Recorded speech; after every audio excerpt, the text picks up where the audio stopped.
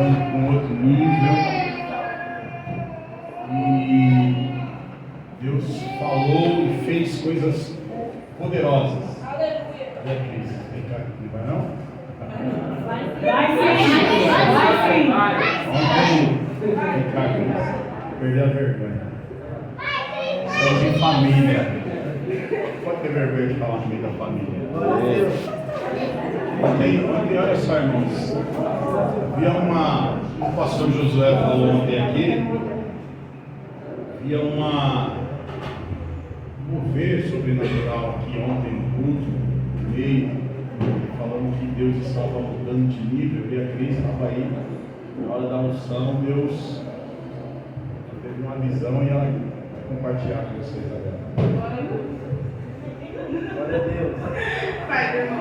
Amém. Eu comentei com a pastora ontem, no final dela, e enquanto o pastor estava convidando ela, a hora que eles começaram a orar, eu conseguia ver uma guerra, um tipo de guerra que estava vindo atrás dela. Eu cheguei a comentar com elas quando a gente estava saindo de casa, me perguntou, você não está ansiosa? Pra mim é algo só natural, né? Só vai um dia, porque ela já é pastora, já faz a função. E aí, a hora que eles começaram a ungir, eu via como se os demônios estivessem desesperados. Eu falei pra ela ontem que eu não conseguia explicar o que foi, porque tinha muitos anjos, tinha uma presença muito forte aqui. Glória a Deus. Ela estava, eu consegui ouvir que ela estava indo para um nível maior, ela estava subindo de uma forma que eu não sei explicar, que ela ia viver algo muito sobrenatural. E os demônios que estavam em volta, né, trabalhando para que não acontecesse, estavam desesperados, porque deu ruim para eles e vai acontecer, querendo ou não. E foi uma experiência muito poderosa. Eu comentei com ela rapidamente, ela ficou protegendo ela. E foi muito poderoso e vai acontecer. Eu não sei o que vai acontecer com ela, mas eu quero estar com ela. Amém.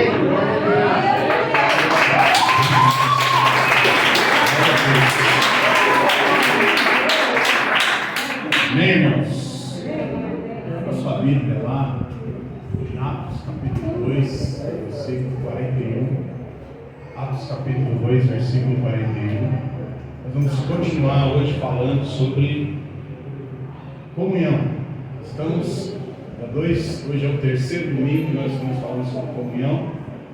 Eu vou falar para você, não sei até quando eu vou continuar falando, porque cada domingo Deus me revela mais alguma coisa dentro desse texto. Hoje eu estava em casa meditando e essa semana Deus acrescentou, né? Estamos falando sobre. Quero mudar aqui o título da palavra, tá? Se você mudar lá, tá? Você colocou lá, né? Coloquei leis da comunhão. Eu quero mudar, porque essa palavra lei não combina muito com graça, né? Então eu quero mudar essa palavra. Quero colocar bases da comunhão. Nós estamos falando sobre as bases da comunhão. Como vivia a igreja de Atos. Então olha só, Atos 2,41, texto que nós estamos usando para falar sobre comunhão, a importância da comunhão no meio da igreja e o que a comunhão ela produz na igreja e o que é a comunhão verdadeira. Olha só o que diz aí: os que aceitaram a mensagem foram batizados. Naquele dia houve um acréscimo de cerca de 3.000 pessoas. Ano passado, eles se dedicavam ao ensino dos apóstolos e à comunhão, e ao partir do pão e às orações. Todos estavam cheios de temor, e muitas maravilhas e sinais eram feitos pelos apóstolos. Os que criam mantinham-se unidos e tinham tudo em comum. Vendendo suas propriedades e bens, distribuíam a cada um conforme a sua necessidade. Todos os dias continuavam a reunir-se no pátio do templo, partiam pão em casa e juntos participavam das refeições, com alegria e sinceridade de coração, louvando a Deus e tendo a simpatia de todo o povo. E o Senhor lhes acrescentava diariamente os que iam sendo salvos. Então aqui a palavra de Deus está falando sobre a igreja de Atos, sobre a igreja, a primeira igreja, a igreja primitiva, quando após a morte e ressurreição de Jesus, após um dia de Pentecostes, onde se inaugurou a igreja primitiva, a igreja de Atos. E aqui ele está falando de algo que é sobrenatural, a comunhão que havia no meio da igreja, que havia no meio do povo de Deus.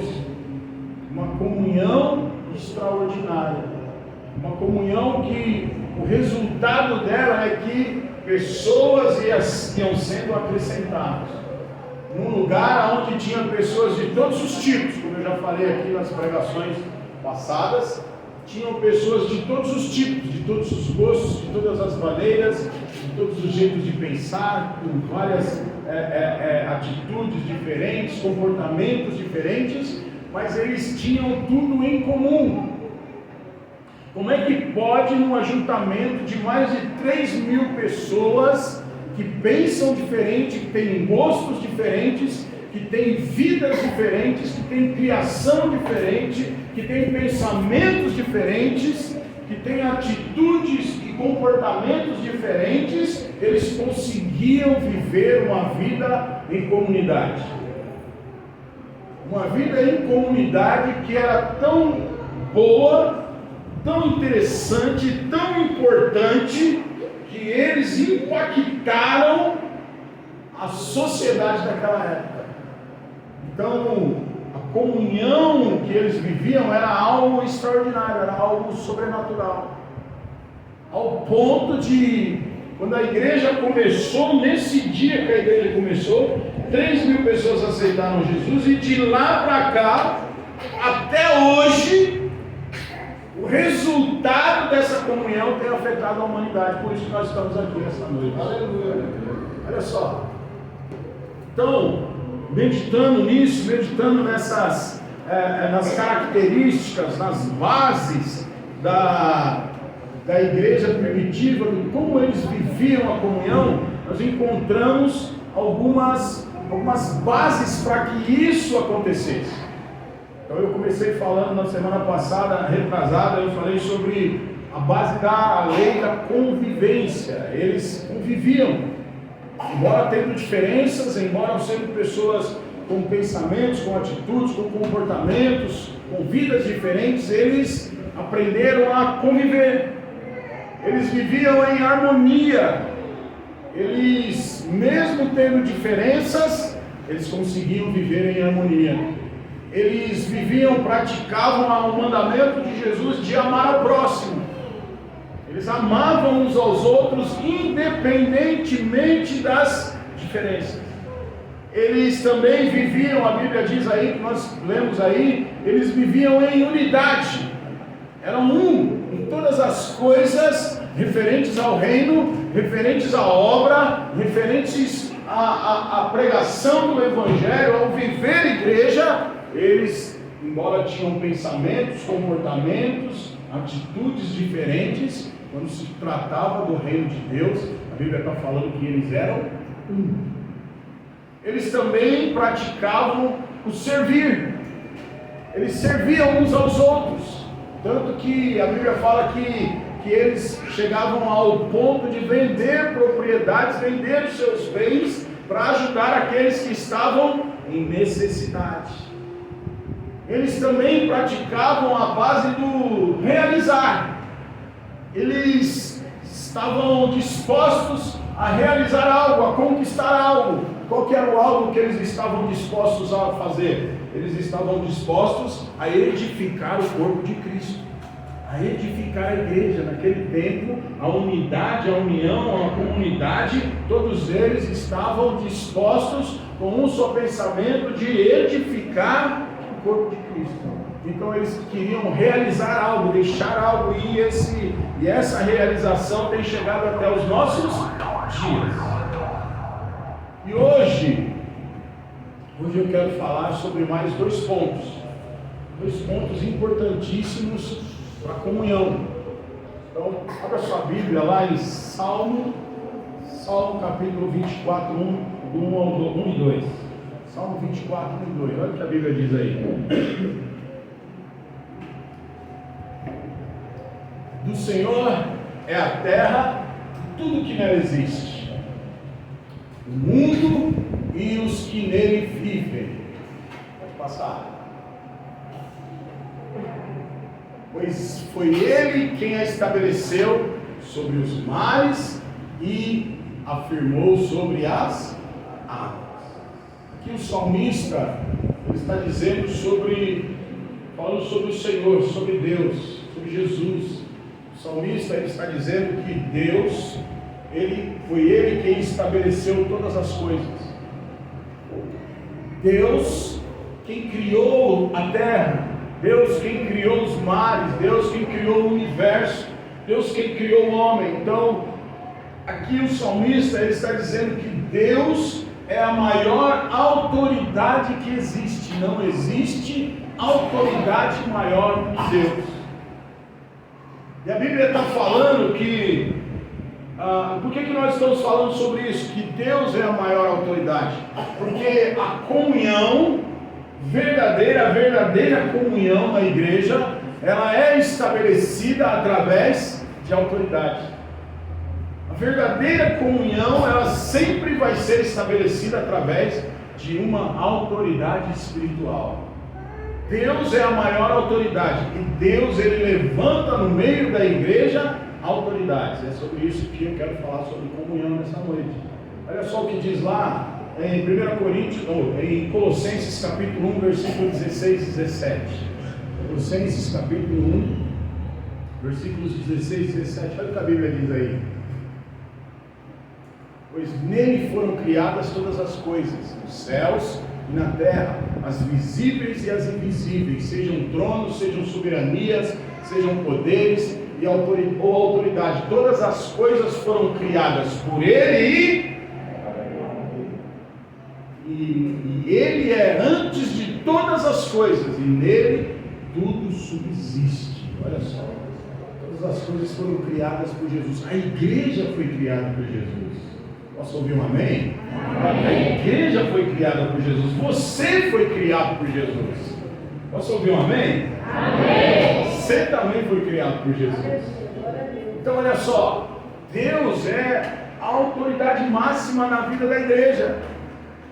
Jesus é a nossa autoridade, amém, irmãos? Amém. Jesus é a autoridade máxima dentro do corpo de Cristo. Ele é o cabeça. Lá em Efésios, o apóstolo Paulo ele diz que Jesus é o cabeça da igreja. Ele é a autoridade. Mas dentro disso o Senhor ele estabelece autoridades delegadas. Ele delega autoridades dentro da igreja. Para quê? Para que a igreja possa seguir e possa viver dentro do princípio da autoridade. Olha o que diz lá em Romanos capítulo 13, versículo 1. Romanos capítulo 13, versículo 1. Olha o que a Bíblia diz. Todos devem sujeitar-se às autoridades governamentais, pois não há autoridade que não venha de Deus. Presta atenção, não há autoridade que não venha de Deus. As autoridades que existem foram por Ele estabelecidas. Toda a autoridade, só até aí, toda a autoridade, ela foi constituída por Deus. Não existe autoridade hoje que governe que não esteja debaixo da autoridade de Deus. Nós chamamos as autoridades esse nível de autoridade delegada. Deus delegou. Olha lá também o que diz lá em Hebreus capítulo 13, versículo 7. Olha o que a Bíblia diz aí. Hebreus capítulo 13, versículo 7. Olha aí, está escrito aí. Lembre-se dos seus líderes que transmitiram a palavra de Deus a vocês. Observem bem o resultado da vida que tiveram e imitem a sua fé.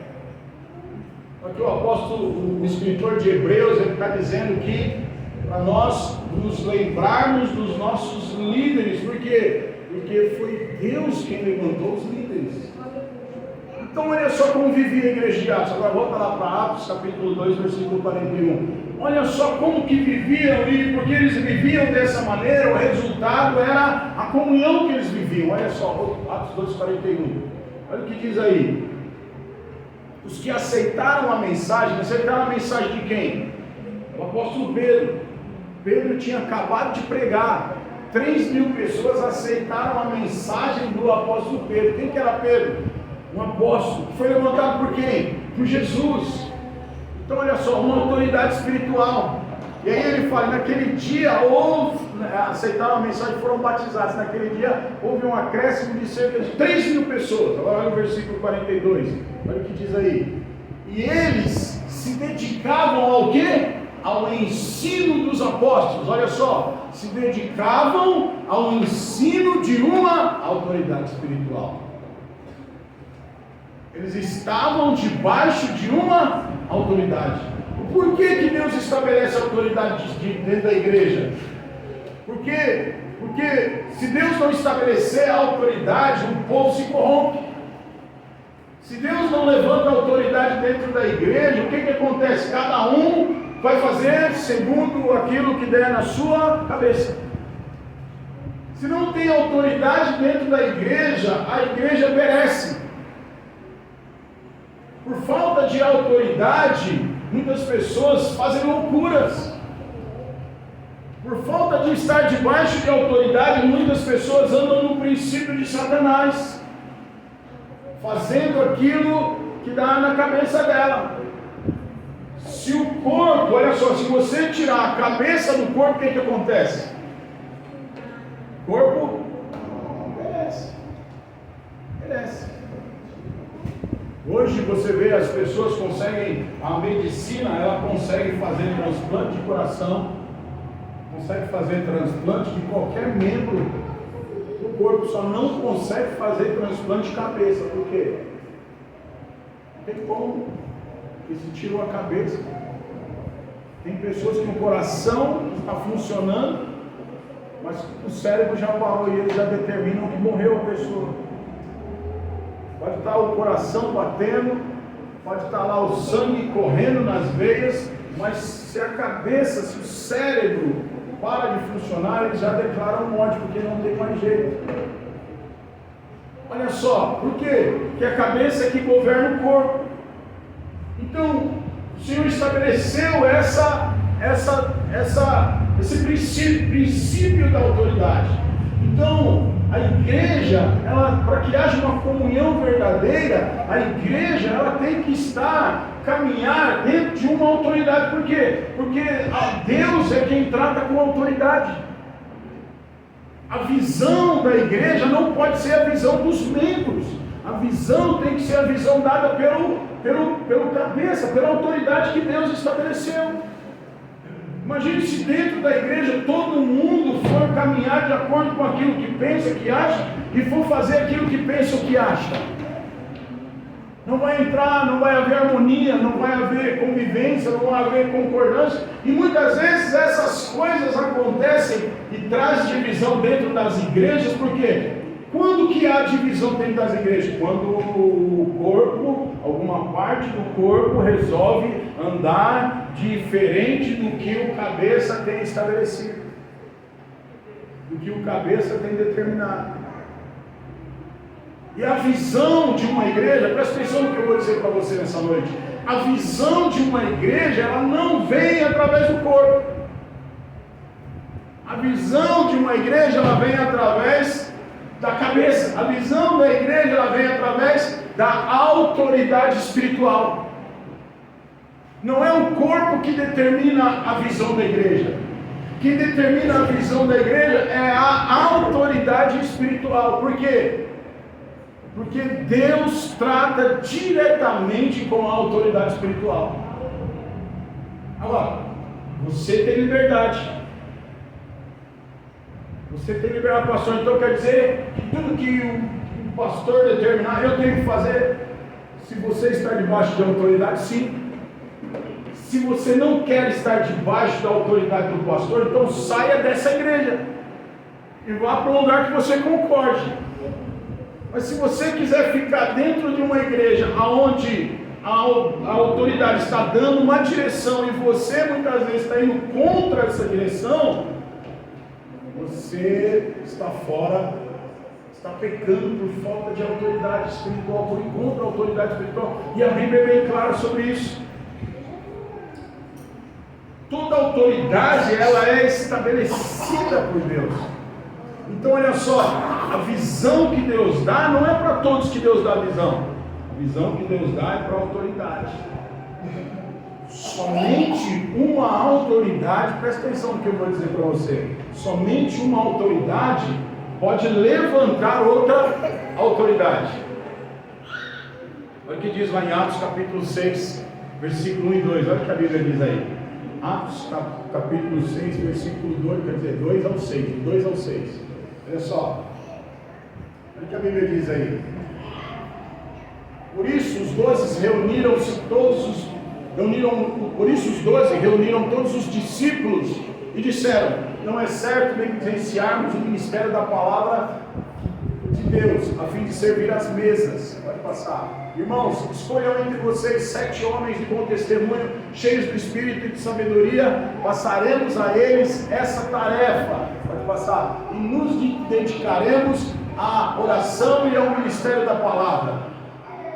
Tal proposta agradou a todos. Então escolheram Estevão, homem cheio de fé e do Espírito Santo, além de Filipe, de Prócoro, de Nicador, de Timão, de Pármenas, de Nicolau, um convertido ao judaísmo, proveniente de Antioquia. Apresentaram esses homens aos apóstolos, os quais oraram e lhes impuseram as mãos. Passar. Assim a palavra de Deus se espalhava, crescia rapidamente o número de discípulos em Jerusalém, também um grande número de sacerdotes obedeciam a fé. Então eu não posso chegar e me auto-intitular uma autoridade dentro de uma comunidade, dentro da igreja, sem que eu seja levantado por uma autoridade espiritual. Aqui os apóstolos, eles, com o crescimento da igreja, as demandas da igreja, começou a aumentar muito. E começou o quê? A ter uma confusão. Chegava na hora de distribuir ajuda lá para as viúvas, para os órfãos. Aí, alguns pegavam e davam para umas pessoas e deixavam outras pessoas sem.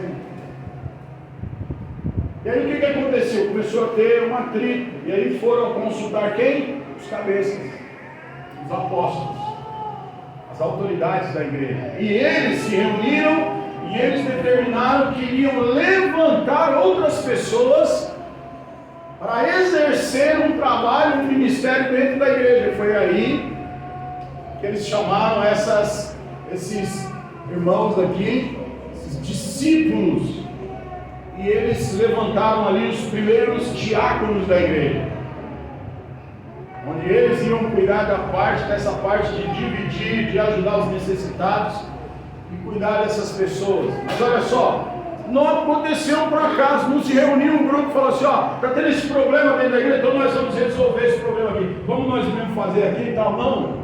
O que eles fizeram? Eles consultaram a autoridade espiritual, e a autoridade espiritual deu a direção. A autoridade espiritual foi quem deu a direção para aquilo que deveria ser feito dentro da igreja. Então, comunhão, olha aqui para mim, irmãos, viver em comunhão é estar debaixo de autoridade. Por quê? Porque a autoridade espiritual trabalha com Deus. Ei, a autoridade espiritual trabalha com Deus. Ela foi levantada por Deus e ela trabalha com Deus. Um grande exemplo disso, nós vemos vários exemplos na Bíblia, poderia dar vários, mas no tempo não tem como eu falar tudo, mas um grande exemplo disso é Moisés. Moisés foi um homem que foi levantado por Deus para tirar o povo de Israel do Egito e levar o povo para a cidade, para a terra prometida, foi para levar o povo para Canaã, um lugar de bênção. Moisés, ele trabalhava com Deus. Deus não chamou o povo inteiro, Deus não chamou o povo que estava lá no meio, o povo de Israel que estava no Egito. Deus escolheu Moisés, chamou Moisés e falou com Moisés. E a Bíblia diz, em depoimento de Deus, que Deus falava com Moisés face a face. Deus não falou para os israelitas como que ele ia tirá-los de lá, mas Deus falou para Moisés como seria. E Deus deu poder para Moisés para falar com o faraó. Deus revestiu Moisés com unção, com poder e autoridade, para que ele conduzisse o povo de Israel. Olha o que diz lá em Êxodo 32. Põe aí para mim, Êxodo 32. Primeiro 32:11, depois 32:32. Olha o que diz aí. Moisés, porém, suplicou ao Senhor Deus, clamando: Senhor, por que se acenderia a sua ira contra o seu povo que tiraste do Egito com grande poder e mão forte? Agora 32. Olha aí. Versículo 32. Isso. Olha aí. Mas agora eu te rogo, perdoa-lhes o pecado, senão risca-me do teu livro que escreveste. Olha só, aqui Moisés, ele era a autoridade que trabalhava com Deus, que foi escolhida com Deus, e era a autoridade que protegia o povo. Porque aqui o povo de Israel, eles pecaram contra Deus, eles fizeram um bezerro de ouro, um momento que a autoridade não estava presente, olha só, irmãos, que coisa terrível. Um momento que a autoridade não estava presente, o povo se corrompeu. Moisés tinha subido no monte para buscar instruções de Deus, estava com Deus, face a face com Deus, buscando direções de Deus, e de repente Moisés começou a demorar a descer no monte, o povo se virou e falou assim: ó, é o seguinte, Moisés morreu, porque já faz quase 40 dias que ele não aparece, nós estamos aqui nesse deserto, vamos fazer o seguinte, Arão, levanta aí você e faz alguma coisa. Aí Arão pegou e fizeram o quê? Um bezerro de ouro. Falou: traz o ouro de vocês. Jogou o ouro dentro da fogueira, apareceu lá um bezerro de ouro. E o que o povo fez? O povo começou a adorar aquele bezerro de ouro. Olha só, por falta de quê? Da autoridade. O povo fez o quê? Começou a fazer aquilo que eles achavam que deveriam fazer. E aí, esse é um grande problema. Quando nós não estamos debaixo de uma autoridade espiritual, nós começamos a fazer aquilo que nós achamos que devemos fazer. O que o povo fez? Queriam um Deus para adorar. Primeira coisa que falaram lá: vamos fazer um Deus para que nós possamos adorá-lo. Quando você não está debaixo de autoridade, você cria deuses próprios, deuses falsos. Quando você não está debaixo de autoridade, não está debaixo de direção, você começa a criar deuses para adorar. Por que eles criaram isso? Eles queriam um Deus para satisfazer uma necessidade deles, para tirar eles do deserto. Quando você não está debaixo da autoridade, você começa a criar Deus para satisfazer o seu ego, para satisfazer a sua vontade. O bezerro de ouro nada mais era para satisfazer o desejo do coração deles, satisfazer a vontade deles. Então, quando não se está debaixo de autoridade, você está fora de proteção. O que aconteceu? Deus falou para Moisés: Moisés, desce lá, que está um negócio meio estranho lá. Eles fizeram um Deus, estão adorando outros deuses, o negócio está bagunçado, desce lá e resolve o problema. Quando Moisés chegou no arraial, olhou lá, o povo lá estava adorando aquele bezerro de ouro. Moisés falou: o que está acontecendo aqui? Que bagunça é essa? Quando não se respeita a autoridade espiritual, quando não se está debaixo da autoridade espiritual, a coisa vira uma bagunça, a sua vida vira uma bagunça. O que aconteceu? Moisés então deu uma ordem. Interessante é que ele teve que restituir a ordem dele. Tirou, acabou, eliminou do meio do arraial os idólatras, aqueles, olha só, eles foram eliminados por Deus, aqueles que estavam indo contra a autoridade espiritual. Depois de um evento mais para frente, o que acontece? Miriam e Arão se levantaram contra Moisés. Outras pessoas também se levantaram e não tiveram um fim abençoado, não tiveram um fim bom. Mas Miriam e Arão se levantaram contra Moisés, porque eles eram irmãos mais velhos de Moisés. Eles achavam que eles tinham mais sabedoria, mais entendimento, mais autoridade do que Moisés. A Bíblia diz que quando Deus olhou e eles estavam falando contra Moisés, Deus apareceu para eles e Deus falou: olha, venha vocês três na tenda.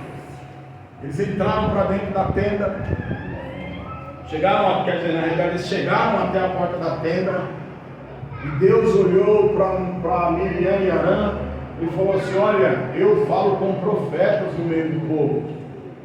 Eu muitas vezes, quando eu quero falar, eu uso profetas, eu falo. Mas com Moisés, o meu servo, eu falo cara a cara. Eu falo olho no olho. Com Moisés, meu servo, eu tenho um relacionamento íntimo com ele. Por quê? Porque ele é a autoridade que eu tenho. Aleluia. Então olha só, a Bíblia diz que Miriam ficou leprosa na hora. E olha só como Deus respeita a autoridade. Deus ele castigou Miriam naquele momento e não fez nada com Arão. No episódio do bezerro de ouro, aqueles que adoraram o bezerro morreram e Arão não morreu. Por quê que não aconteceu nada com Arão? Porque Arão estava revestido de autoridade e Deus respeita a autoridade. Arão era um sacerdote que tinha sido levantado pelo Senhor e Deus respeitava a autoridade de Arão. Chegou um dia que Deus chamou Arão no monte. Quando Arão subiu no monte, Deus falou para Arão: tire a sua capa, que simbolizava o que? A autoridade de Arão. Quando Arão tirou a capa, Arão caiu morto na hora. Por quê? Porque a autoridade foi tirada da vida dele naquele momento. Naquele momento Arão morreu. Então olha só, Deus respeita a autoridade. Por que Deus respeita a autoridade? Porque toda autoridade é levantada por Deus. E Deus, ele dá, fugiu a palavra. Então Deus, ele respeita. Deus, ele honra. Deus, quando ele levanta uma autoridade, é com ela que ele trata. Não somos nós que temos que tratar com a autoridade. Quem trata com a autoridade é Deus. Há uma responsabilidade, há um peso. Então a igreja de Atos, ela caminhava debaixo de autoridade. Eles entendiam isso. Embora eles tinham preferências, eles tinham escolhas, eles tinham pensamentos, tinham vidas diferentes, mas eles entendiam que era caminhar debaixo de uma autoridade. Não existe comunhão verdadeira se todos nós não estivermos debaixo da autoridade. Não existe comunhão verdadeira se nós não andarmos debaixo da mesma direção, da direção que a autoridade espiritual estabelece. Comunhão verdadeira só vem através disso. Então a sétima lei, a sétima base da autoridade, da comunhão, é viver debaixo de autoridade. Fala para o seu irmão: quer andar em comunhão? Ande debaixo de autoridade. E essa semana Deus falou comigo. Você vê, irmãos, como é que Deus vai trazendo revelação no meio tem abrido os meus olhos de uma maneira sobrenatural sobre a comunhão. Que se eu fosse começar a pregar sobre comunhão hoje, essa aqui seria a primeira base. Essa próxima aqui que eu vou falar agora seria a primeira base que eu iria falar sobre comunhão. E essa está sendo a oitava. Porque essa semana eu estudando, eu lendo, eu orando, e o Senhor falou para mim: isso aqui é a principal base. A autoridade espiritual eu acredito que seja a segunda base. Mas a primeira base espiritual para que nós vivamos em comunhão está lá em Atos capítulo 2, versículo 4. Olha o que diz lá. Atos 2, versículo 4. Olha o que a Bíblia diz, capítulo 2, versículo 4.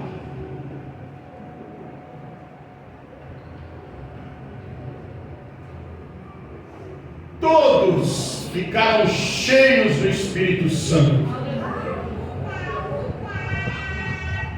Todos ficaram cheios do Espírito Santo. Começaram a falar em outras línguas, conforme o Espírito os capacitava.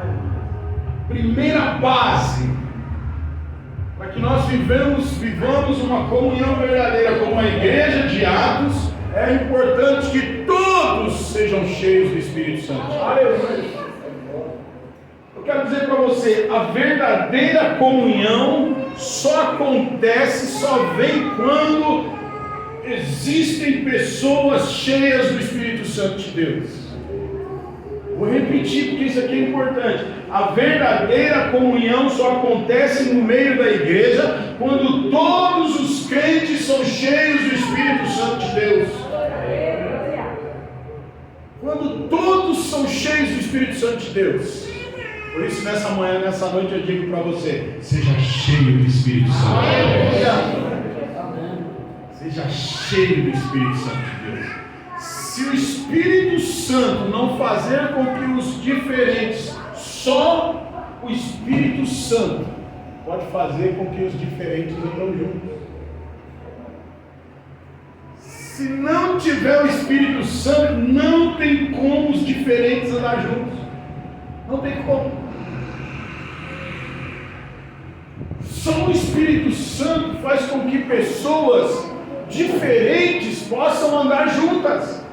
Pessoas que têm pensamentos, pessoas que têm gostos, pessoas que têm atitudes, pessoas que têm comportamentos, preferências diferentes, só podem andar juntos se for através do Espírito Santo. Por isso que na igreja de Atos, 3.000 pessoas que viviam de maneiras diferentes, comportamentos diferentes, atitudes diferentes, pensamentos diferentes, conseguiam andar juntas em comunhão. Por quê? Porque eles eram cheios do Espírito Santo. Aleluia. Eles eram cheios do Espírito Santo. Por isso eu digo para você essa noite, quem não é cheio do Espírito Santo de Deus não consegue viver em comunhão com os diferentes. É um alerta que eu dou para você essa noite. Quem não é cheio do Espírito Santo não consegue andar com diferentes.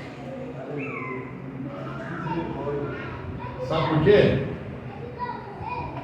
Porque quem não é cheio do Espírito Santo, ele enxerga as pessoas de uma forma natural, de uma forma carnal. Olha o que diz lá em 2 Coríntios, capítulo 5, versículo 16. 2 Coríntios 5, 16. Olha o que a Bíblia diz aí. Isso aqui pega, meus irmãos. Isso aqui pega. De modo que agora em diante, nós que somos cheios do Espírito Santo, a ninguém mais consideramos do ponto de vista humano. Até aí. Em outra versão diz assim: agora, nós que somos cheios do Espírito Santo, de agora em diante, a ninguém mais conhecemos segundo a carne. O que ele está querendo dizer? Que quem é cheio do Espírito Santo, ele não fica enxergando os defeitos das pessoas. Ele não olha mais com os olhos naturais, com os olhos carnais. Ele olha as pessoas no mesmo, ele tem a visão espiritual. Ele tem a visão do céu. Ele tem a mesma visão de Jesus.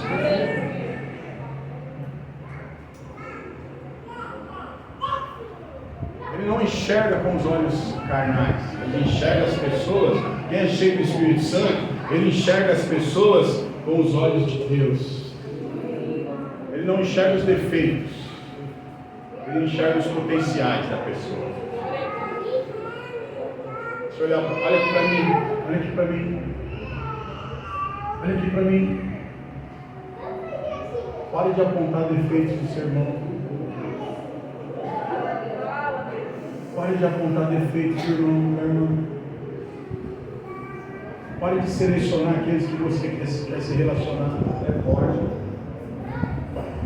Se você vive apontando defeitos, se você vive excluindo pessoas, se você não quer se relacionar, está faltando o Espírito Santo de Deus na sua vida, tem alguma coisa errada.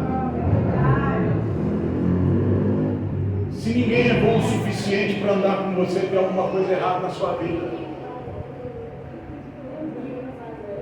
Se ninguém é bom o suficiente para poder ter a sua comunhão, se você se acha o santo dos santos, Senhor dos senhores, tem alguma coisa errada na sua vida, está faltando o Espírito Santo de Deus.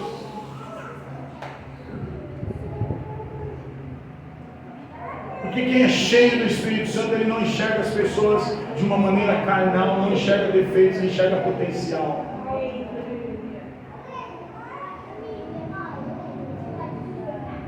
Ele olha para a pessoa cheia de defeito e fala: esse aí é um grande homem de Deus, esse aqui é uma grande mulher de Deus. Todo mundo que é carnal olha e fala: misericórdia, você não está vendo?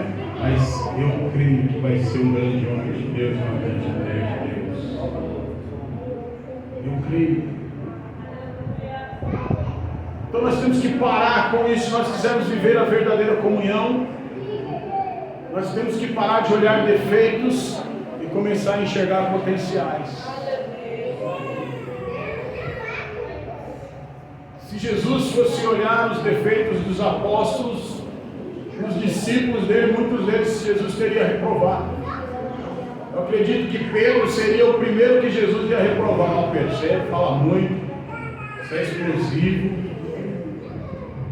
você não me obedece, você toma umas atitudes meia doidas. Se Jesus fosse olhar Pedro com os olhos carnais no dia que Pedro cortou a orelha do soldado, Jesus ia falar: some daqui, rapaz, não quero ver você mais na minha frente.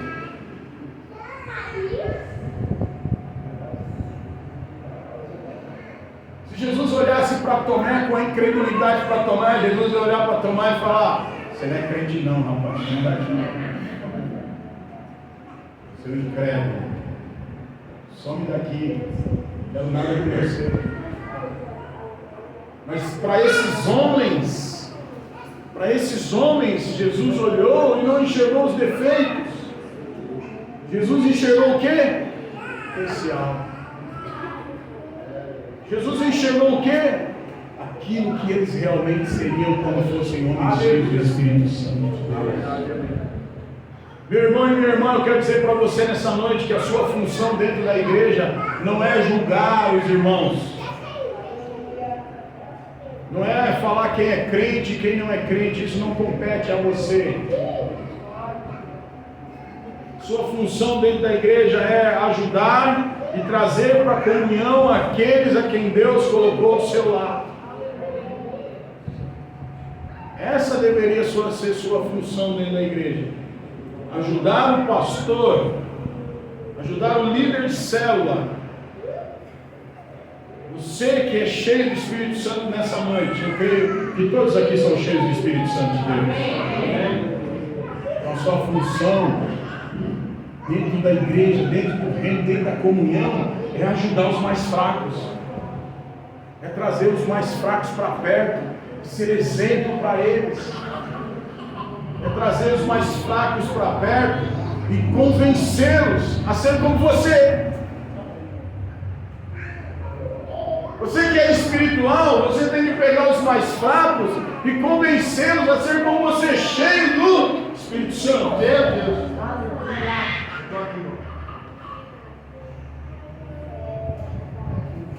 Ajudar na transformação, ser um agente do Espírito Santo de transformação daqueles que são diferentes de você.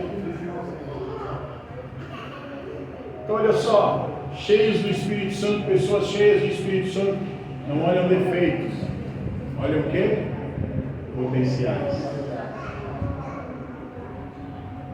Quero dizer para você, seja cheio do Espírito Santo. Aleluia! Que nós somos uma igreja, nós seremos uma igreja que vai viver a plena comunhão do Espírito Santo. Vamos viver em comunhão constantemente em nome de Jesus. Qual que é o resultado? Qual que é o resultado disso? Olha aqui para mim. Qual é o resultado de sermos cheios do Espírito Santo? Qual é o resultado de vivermos uma comunhão à maneira do Espírito Santo de Deus? Atos 2, 47 em diante, tem o resultado deles serem cheios do Espírito Santo. Olha só, 2,47, olha o que diz aí, 46, volta aí. Todos os dias, continuavam a reunir-se no pátio do templo, partiam pão de casa em casa e juntos participavam das refeições com alegria e sinceridade de coração, louvando a Deus e tendo a simpatia de todo o povo. E o Senhor lhes acrescentava diariamente os que iam sendo salvos. Vai passar aí. Até aí, não toca, até aí. O que era? Qual que era o resultado da comunhão? Todos estavam firmes. Era o resultado de todos estavam serem cheios do Espírito Santo. Todos estavam firmes, não tinha gente fraca na fé. Não tinha ninguém no meio deles fracos, porque todos estavam firmes por causa do quê? Porque todos estavam cheios do Espírito Santo. Todos aprendiam, viviam na comunhão, na doutrina dos apóstolos. Eles aprendiam a palavra, tinham prazer de aprender a palavra, viviam em amor, amavam uns aos outros, todos viviam juntos e unidos, juntos e em unidade. E essa é a consequência de você ser cheio do Espírito Santo. Se ajudavam, todos comiam juntos. No final do culto hoje nós vamos comer todos juntos. Todos oravam juntos. Ninguém, olha aqui para mim, ninguém ia na casa do outro para fazer fofoca. Eles iam para orar, para se alegrar do Espírito. Não tinha fofoca. Eles não iam para falar mal do irmão, eles iam para orar pelos irmãos. Eles não se juntavam para criticar os fracos. Eles não se juntavam para falar mal da autoridade. Eles se juntavam para orar. Irmãos, vamos orar que o irmão ali está passando por um problema. Olha, vamos orar que o diabo está se levantando. Olha, vamos orar pelos pastores, vamos orar pelos filhos, vamos orar pela célula, vamos orar para aquele irmão que está passando por uma necessidade. Eles se reuniam para orar. Eles se alegravam juntos, e eles também, em comunhão, eles louvavam a Deus. Aleluia. Quando você está cheio do Espírito Santo, essas coisas fluem naturalmente. Quando você está cheio do Espírito Santo, a comunhão ela flui naturalmente. E tem mais uma questão aqui que eu vou falar semana que vem, porque hoje eu vou parar por aqui.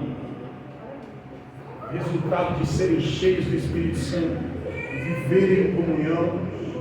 Existe um segredo nisso, muito importante. Que isso aqui o Senhor falou comigo hoje, quando eu estava preparando a mensagem. Eu parei, quando o Senhor mostrou isso para mim dentro desse texto, eu parei e falei: meu Deus, como eu não consegui enxergar isso aqui? Agora eu entendo. Agora há uma revelação no coração. Isso eu vou falar semana que vem com você. Fique de pé em nome de Jesus. Só vou subir aqui. Vai para cá. Não acabou o culto ainda. Só mandei você ficar em pé para você pensar que está acabando a palavra. Mas olha só. Duas coisas importantes hoje, que você entenda o que é comunhão. Comunhão, você andar debaixo de autoridade espiritual, seguir uma visão. Olha para o seu irmão e fala: comunhão, é você andar debaixo de autoridade espiritual, seguir uma visão. Comunhão é ser cheio do Espírito Santo. Quantos querem ser cheios do Espírito Santo?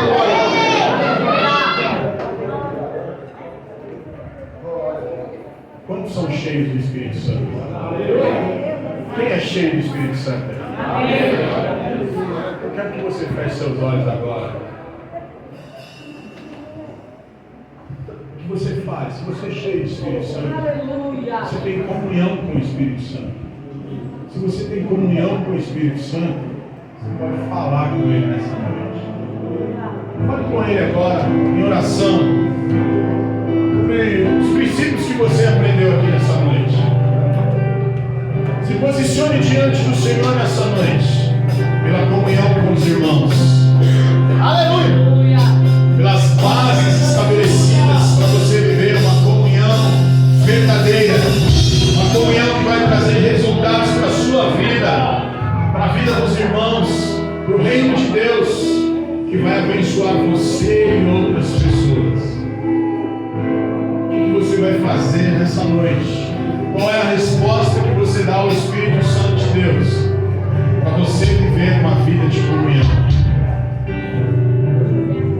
Se há tempos você não tem sentido a presença do Espírito Santo, pode ser por falta de comunhão, porque é na comunhão que nós somos cheios, é na comunhão que nós recebemos poder, é na comunhão que nós recebemos autoridade, na comunhão que nós recebemos unção, é na comunhão que nós somos amados, somos guardados, somos protegidos, é na comunhão que nós crescemos, é na comunhão que Deus usa pessoas para falar, e hoje Deus está me usando para falar com você nessa noite. Se há tempos você não sente a presença de Deus, essa noite é noite de você receber algo do Senhor. Eu quero que você feche seus olhos e comece a buscar o Espírito Santo sobre a sua vida. Peça para Ele te renovar, peça para Ele te curar, peça para Ele sarar feridas na sua alma, peça para Ele trazer luz, tirar as escamas dos seus olhos, quebrar as fortalezas da sua mente, do seu coração, para que você possa viver a verdadeira